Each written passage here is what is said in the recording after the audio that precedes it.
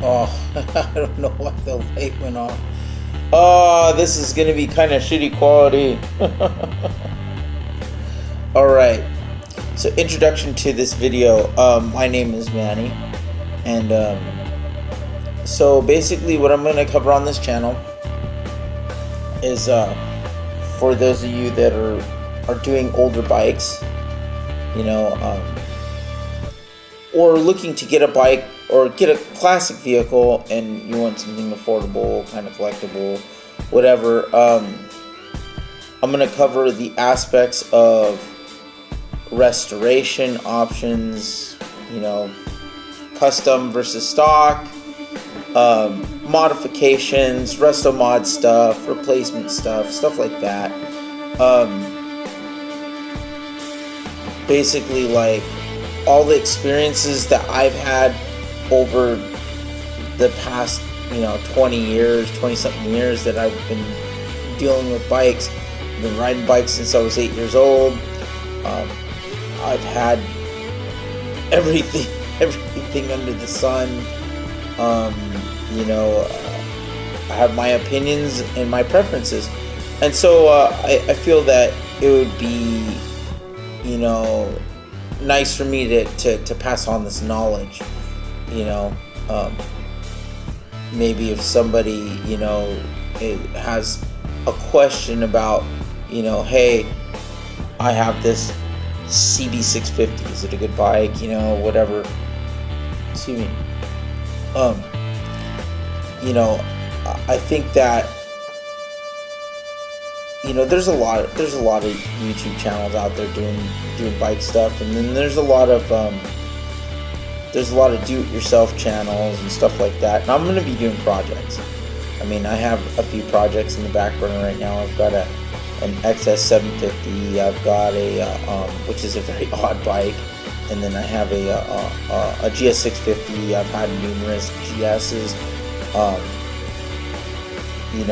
As my buddy Dave would call me the guru, but I'm really not. I just a guy, that knows how to wrench, and basically, I look at it from a lot of it from just the engineering aspect of, from my concentration is from 68 to 86, which is the core premise of the Japanese standard bike. So like between those years was the most focus on the double trellis,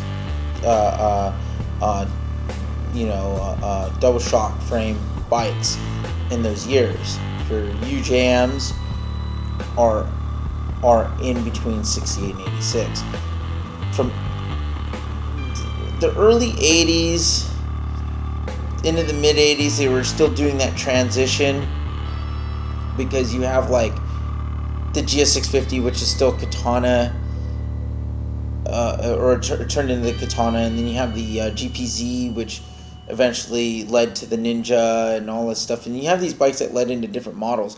So they kind of fade away in between 81 and about 86, but the last stand for those bikes really was those years, and now they've made a comeback. I mean, the reality of it is that you can go out and spend all kinds of money on a Triumph, right?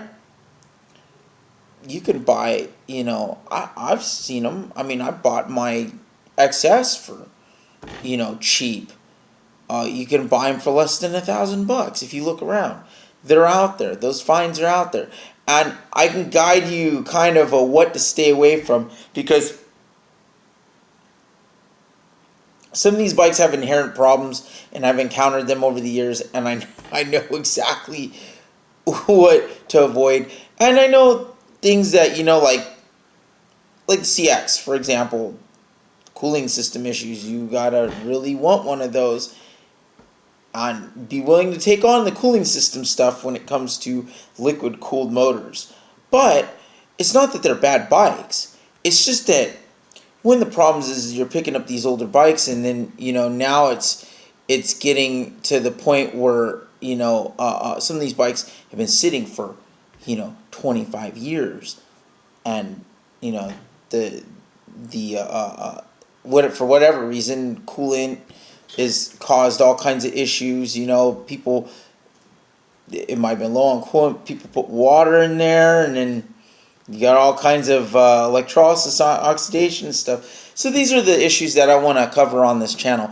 But mainly, I just want to share information, share modifications that I'm doing to my bike. And my personal style that I like is I like the resto mod. This is what the Japanese do.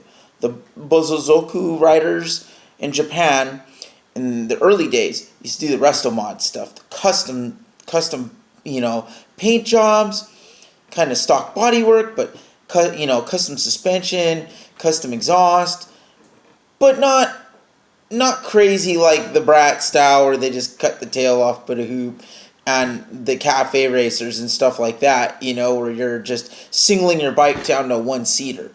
These bikes were utilitarian.